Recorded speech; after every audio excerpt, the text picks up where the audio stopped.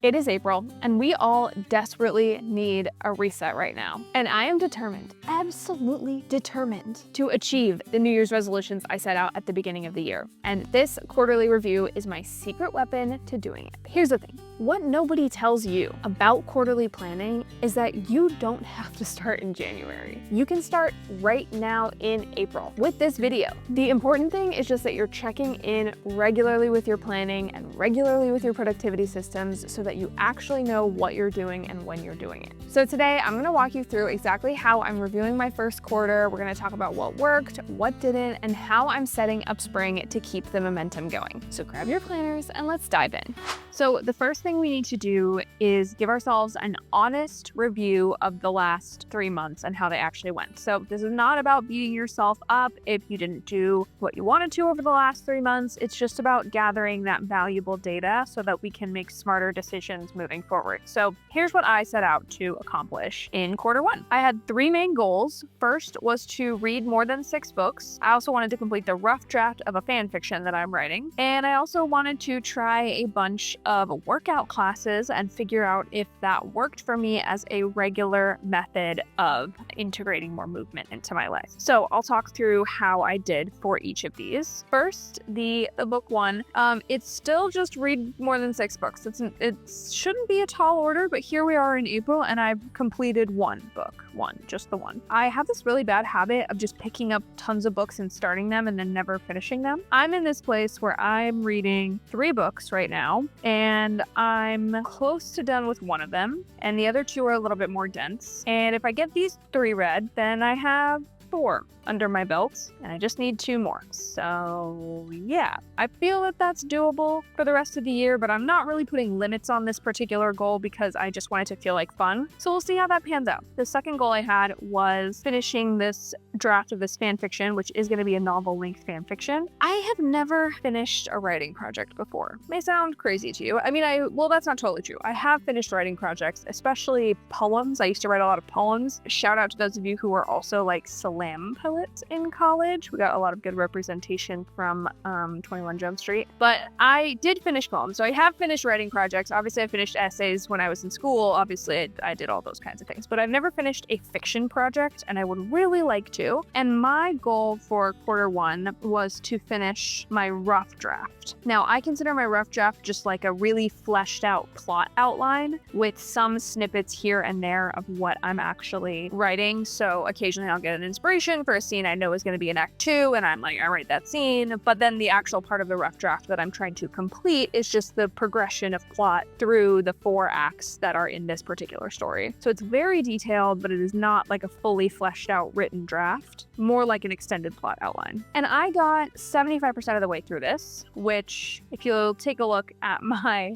other goals means I'm like technically behind by 1/4 of 1 quarter, which is definitely going to affect the other quarters. But here's why. When I was creating the rough draft, what I realized when I got to Act 4 was that I don't actually know how I want everything that's built up in Acts 1, 2, and 3 to pay off. I have a really clear picture of Acts 1 and 2 and a pretty clear picture of Act 3. So these acts are all fully outlined. These portions of the rough draft are fully outlined. But Act 4 involves a bunch of characters sort of like getting together and meshing with one another, and I don't really know what that looks like when I haven't even written what my main character is like in Act 1. So I made the executive decision to not do Act 4 in quarter 1, to just call it good at 3 acts and then start writing for quarter 2. So we'll talk a little bit more about that when we get to quarter 2, but if you were doing a similar creative project in quarter 1 or in like the winter semester, whatever you want to call it, and you found yourself stalling out at the end in your outlining phase, just know that that's totally okay. Especially with writing projects, I find that like you don't really know your world or your characters until you've actually written scenes with them and actually start to get underway with the plot that you've been plotting. So at some point, your plotting or your planning or your rough draft or your rough sketch if you're making like a painting or a drawing or something, unless you like really get in there and start to hammer out some details, you don't really know what the end goal looks like. Because I have vague ideas in Act 4 as to how I want my characters to end, and I know what the like closing scene is and the closing messages of the book, but I'm not sure how to get there. And so like building in payoffs for these 3 sections, I think I'm gonna learn what the actual emotional payoff needs to be of these 3 sections once I get there, and then I'm gonna spend some time like really plotting out Act 4. I don't know, this might come back to bite me in the ass, but I was just finding myself having a lot of issues seeing this far ahead in my story when this part was still just a very rough outline. So I am gonna move ahead with my quarter 2 goal of writing the first draft and just acknowledge that Act 4 is still a work in progress. And then of course my exercise goal, which was really like I have a goal for this year to have more regularized movement in my life, and this quarter was all about figuring out whether workout classes worked for me. A resounding yes, they absolutely did work for me. And I found that I was able to complete about 1 per week. In February and March, that was like 3 every 4 weeks. And in January, which if anybody was up to date in January with what was going on in LA, like the fires sort of took a whole 2 weeks out of my ability to get any goals done. So January was a little bit less. I'm seeing now a pattern that I have about 1 workout class a week. I have that much time available in my week to devote to workout classes, and that workout classes really worked for me. I also learned that I really enjoy going to high intensity workout classes like an Orange Theory or something, and then I also really like a more low-key yoga class or something like that. And so I might try to alternate. I think my next goal for this will be 1 workout class a week and trying to get at least 2 high-intensity workout classes in a month. I think I'm going to go with that. So how did I come to these conclusions? Well, in a quarterly review, what I always like to do is I like to do a what worked, what didn't work exercise. So if I just flip to a blank page in my planner, a what worked, what didn't work exercise is extremely simple. I'm going to go ahead and title this quarter 1. And then on one side, we're going to write what worked, have a nice little dividing line, and then what didn't work. It doesn't have to be perfect. It just has to be written. It just has to be down. For this exercise, you're just going to think back or even like look back at your plans and evaluate what worked in terms of getting those goals that we had done and what didn't work. What made you stressed? What made you not complete your goals? Was it personal? Was it professional? You know, these kinds of things. So I'm going to take a minute and write mine down. If you're following along with me, go ahead and take a minute and write yours down too. Okay, so under what worked, I noted that having a visual tracker for my goals really worked. We look back at this page, for example, these progress bars are a type of tracking that really, really works for me compared to, say, habit tracking, which doesn't really work for me. So I found a visual way to track my progress on my goals that worked for me, which was awesome. I'm definitely going to keep doing this for the rest of these goals. I also found that weekly planning, especially weekly resets with my partner, really worked for me and helped me stay on track. I definitely thrive with accountability. So a key takeaway, and this is an optional, thing to the what worked, what didn't work. Let's do some key takeaways. So a key takeaway is that accountability was a must. This really, really worked. And I also have weekly accountability meetings with people that I work with professionally on my team. So building these in where you're doing these mundane routine tasks that maybe you couldn't motivate yourself to do alone, building an accountability, doing them with your partner, your roommate, your boss is really, really helpful if you struggle with getting those systems down. I also put that weekend workout classes really worked for me. During the week, I found myself canceling, rescheduling, rebooking, and almost always my workout classes, the ones I was tracking in this goal, ended up falling to a weekend day, typically Sunday morning, because I just have Sunday mornings free. The only workout class I was able to make work during the whole 3-month period that I tried it was on a Wednesday morning, and it was before work, and I was in fact late to work. when I tried it. So yeah, so the weekend workout classes really work for me and weekday ones don't really. Another thing that really worked for me was having a blank notebook and thinking on paper. So actually in my system, I had 2 planners. This manager's notebook is sort of like my dated planner, the place where my monthlies, my weeklies are. And then this notebook, which is a common planner, undated common planner, also really worked for me. And I didn't really I have not been using the weekly sections. I have not really been using the monthly sections. What I have been using is just back matter, like to an insane degree. And if you don't know, if you're not familiar with the structure of a common planner, it is basically the weeklies, dailies, monthlies all up in the front. Of course, Sterling Inc. sells dated versions, and then a full 365 blank pages in the back of the notebook. And I have filled up a lot of these pages in just the first quarter. I was using this book since November, but I filled up the majority of these pages in the first quarter of this year. And so having a blank notebook to explore my own thoughts, like ramble, write down everything I'm thinking, whether I'm working through a creative project or a story idea. Most of these are story ideas, although this is a video idea, actually. This is a video idea. And your maps, I was able to get spatial reasoning and other ideas like fully fleshed out in this blank notebook. And it really helped to do that first draft thinking that I like to do a lot. So that was awesome.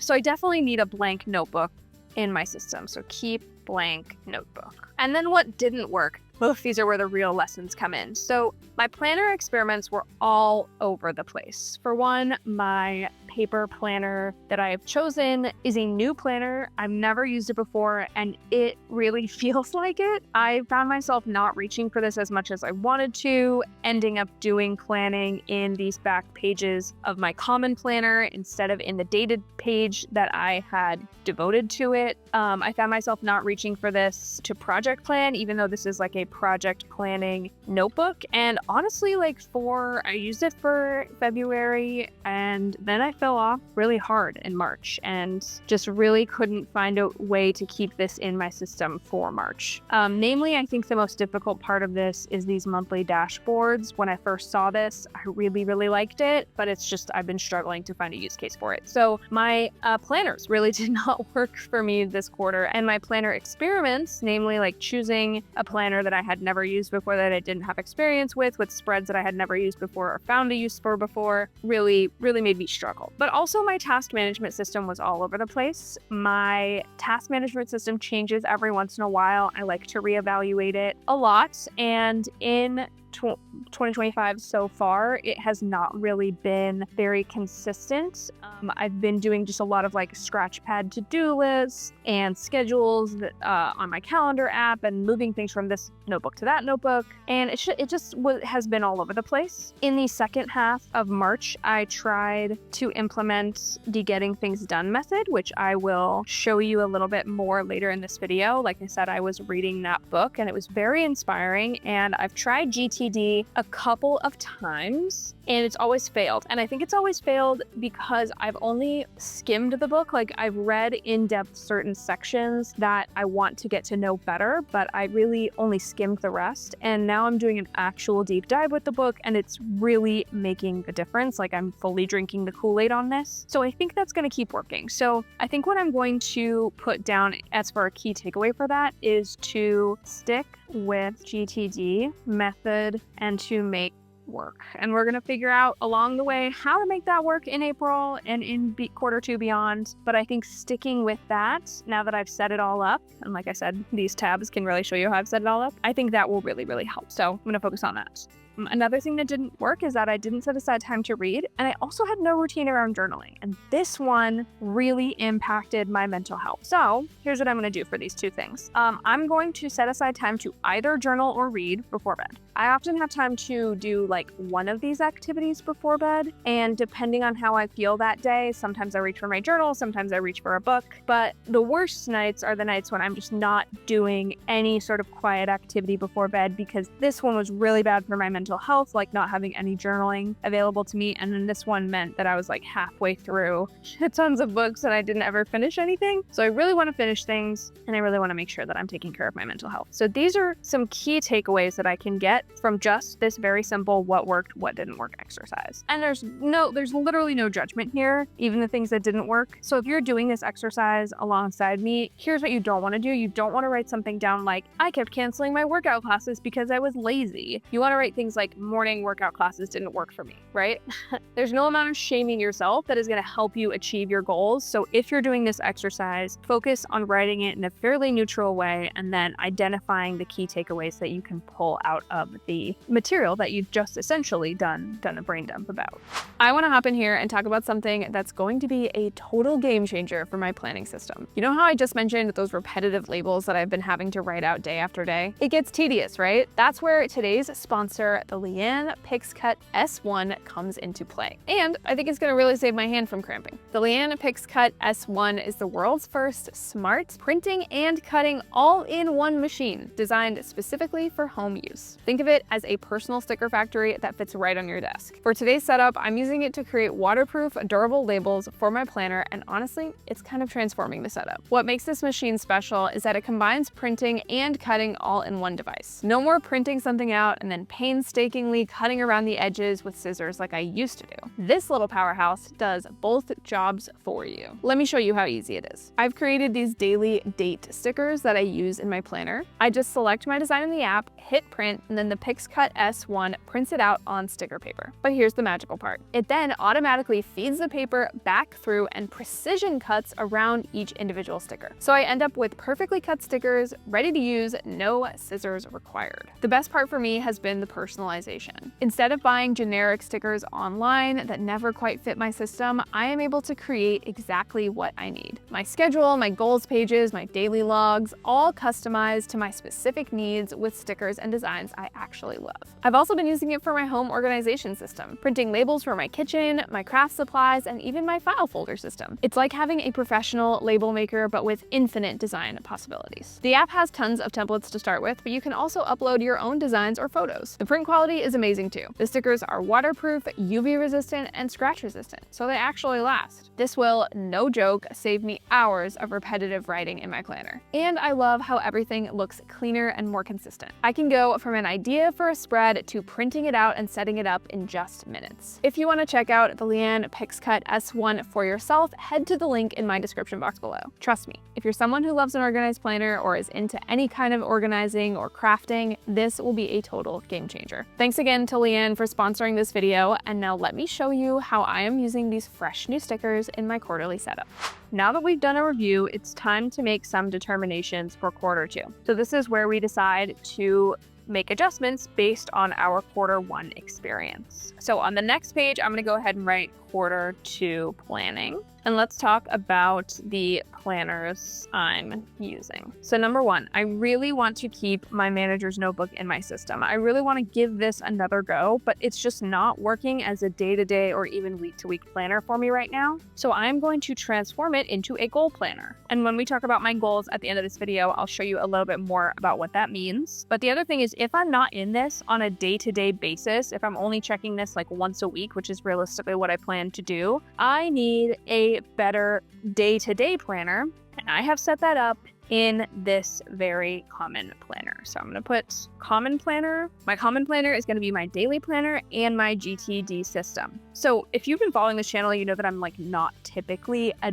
daily planner, but in the middle of March, I realized that I was so stressed out and I really needed a very detailed daily page. So here's what I did. I created, well, actually, let me just make sure that I can show all these on camera. So here's what I did. I created a bunch of daily pages and I started experimenting with how I wanted to use them. For a while, I was crossing them off as soon as I was done with them. Some of them I used, some of them I did not use. Many of them I did not use, in fact. Some of them were just scribbles, etc. But I set up all these pages because I wanted to really try to invest in the daily page system. So now that I have all my snazzy stickers from PixCut, this is going to get a lot less messy and a lot neater So my first step was to just really get a layout down and get a sense of how I like to use a daily page. And these are super messy. Like my handwriting looks like garbage up here, which by the way is totally fine if your handwriting looks like garbage. Nobody says you need to have perfect handwriting in order to experiment in your planner. But I have the opportunity to make my planner look a little bit nicer since I have these at-home stickers that I can print. And so what I'm doing now is I'm setting up the next week in my planning system, and I'm going to be using these stickers. So I printed out the date and I printed out some common headers that I like to have, and here's how they are going to look, my daily pages. So first I want the date up at the top, and then I also want it to say schedule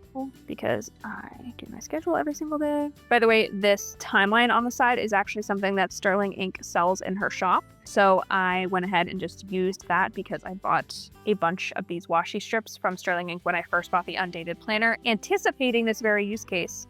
So here's how I like to set it up. I like to set up the date at the top. I like to have a sticker that says schedule or write out the schedule. And then I like to have a priorities list over here on the side, which is essentially just, as it sounds, my priorities. And then I like to have a daily inbox section. So I need, in my priorities, I need about space for like 3 to 4 priorities. And then for the daily inbox, I need a little bit of space. And then I have a notes section farther down that just encompasses the remainder of any notes that I will be taking for that day. And then I typically break it out so that my schedule is about 1 ruler's length away from the timeline. I can just create a line there. And then these are my sections. And this pretty much works. So let's set up the other page too. Perfect. And then so how I'm using this is that every morning I'll come in here, I'll write my schedule out. I'll pick 3 to 4 priorities that I must get done that day. Anything else that comes up that day, like my boss handing down a task from on high, that goes into daily inbox unless it absolutely needs to be done that day. But for the most part, she hands down a task, a project, it goes into my inbox, and then I process that later. This is my focus zone. This is my like tasks that try to come up and distract me zone. And then notes include things for any meetings that I might have, any journaling I want to do on the day, any random thoughts that I just need to get out of my head, that goes here and doesn't clutter up my task lists or my calendar. After this video is over, I'll go through and I'll set up like the rest of these pages. But because I have these sticker sheets, this is going to take me like next to no time compared to how handwriting all this out would have taken me. Also, because I like memes, I printed out some memes to use on future pages. So that will go in the back of my planner as well. So let's talk about getting things done. Because if you remember, my other goal was to stick with the GTD method, right? So let's talk about other changes. How am I going to stick with the GTD method? Well, my actual answer for this is in another key takeaway of mine, which is accountability in weekly planning. So I know that accountability is critical for me, critical to getting things done. And this means that if I'm going to succeed in getting things done, I need to be accountable to somebody. Now, I already have a built-in accountability meeting with my partner to do couple weekly reset stuff. And I know that he will support me in this goal. So what I'm going to write down is other changes. I'm going to need to add GTD weekly reset to couple reset. So every single week when I sit down to complete my couple reset with him, essentially what I'm going to do is I'm going to get through all of those things that we have on our list, which are things like, are we doing any date nights this week?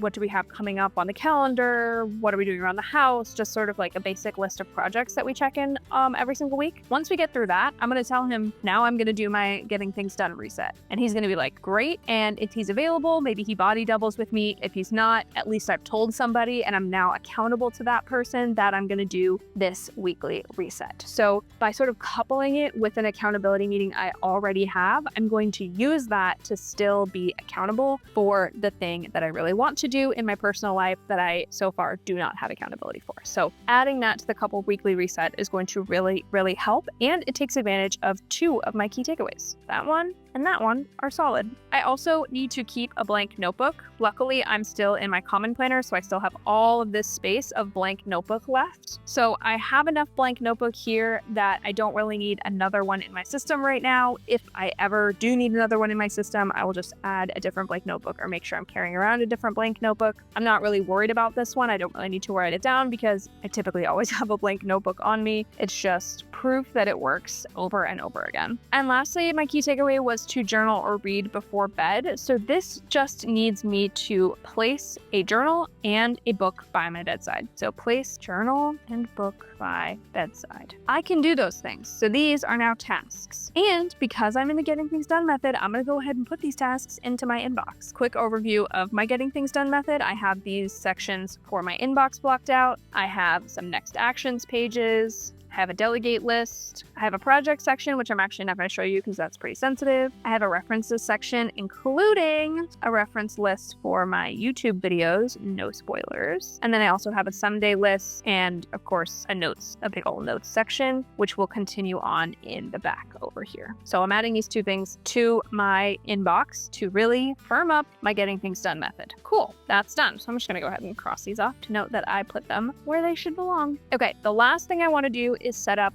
my goals pages and talk about how this planner is going to be used. So I've already given you my key takeaways from my goals. This page is going to remain unchanged since all I'm doing is filling out the little book title and then noting when it's finished. So this is really going to remain unchanged. I want this to feel as low stakes as possible. This section, however, and this section need new visualization elements for quarter 2. So this one's super easy. I think I can get it done pretty quick.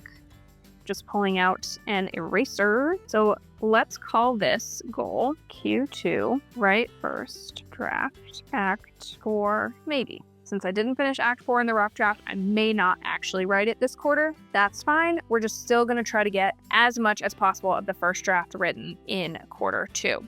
So I'm going to erase the pencil markings that I made here and give myself a nice fancy progress bar. I think if I had to give myself any feedback, it was that this progress bar was like a little chunky. It didn't really need it to be that chunky. So I'm gonna go ahead and get the progress bar, but I'm gonna make it a little skinnier because it just like really doesn't need to be that fat. Boom, a progress bar. So progress and then action. Do I wish I had printed out a sticker for that label? I do, but here we are. I do have the babyest amount of Act 1 already written. Just the babyest amount, but I have at least gotten started. This actions section is just for the next action that I need to do in order to get this written down. So what I think I need to do as a next action to continue to write is to port all writing from notebook into Scrivener. I write a lot of my stuff in Scrivener, but I also write a lot of stuff by hand. So there's a number of passages that I have actually in here that are just written out by hand that I need to put into Scrivener in order to further my progress here, because until I have it out of this notebook and into my app of choice, I don't actually know what I have written. I only know what I want to write. So this is enough for me. Every single week, what I'm going to do is I'm going to check in with this goal. I'm going to check off a little bit more of my progress bar. And what I am hoping I will do is that I will come into my weekly section here and I will write what my focus is, and I will note on the calendar if and where I ended up actually writing and working on the goal. So that's the idea. This is more of a record keeping tool than it is really a forward planning tool, but I think that will help me because it will enable me to look back on my quarter and say, oh, actually, I really did not get a lot done for this goal because I wasn't actually working on it during the weeks, or I did get a lot done and that's because I had a lot of time to work on it this week, or whatever. So that's how I intend to use this. And the same thing will be true for my exercise routine. Now, my exercise routine, since I know that goals, or since I know that classes work for me, this routine is just going to be to go to at least 2 high intensity workouts per month, along with 2 regular workouts and a bonus. So here's what I'm going to do. I'm going to write quarter 2 goal. It's going to say go to 2 high intensity workout classes per month, just like we did up here, April, May. And then I'm just going to have a place to write these down. So I'm going to do high intensity. 1 is what? High intensity 2 is what? And then realistically, my low intensity one is going to be yoga. So I'm going to write yoga, yoga, and so on and so forth. And then at the end of this, I'm going to give myself a space for reflection to make sure that I am noting down if like high intensity workouts twice a week are killing me, or twice a month are killing me, then I will note that down. If they're not, I'll also note that down. This is just, again, a space to see like, is this actually working for me or is it not? And then based on determinations I make this quarter, I will fill in quarter 3. And same thing here, based on this, I'll fill in this, etc., etc. What I love about this quarterly approach is that it really helps keep me accountable without making me feel like a failure if I'm not perfect. It's a balance of reflection and action that just really works for my brain. What are you planning for quarter 2? Did your plans change after reviewing all the stuff you did or didn't do in quarter 1? Let me know down in the comments section below. If you liked this video, you may like another video that I've done. I will leave one right here next to my head that I think you'll like. Otherwise, thank you so much for watching, for being subscribed, for being awesome, and I will see you in the next one.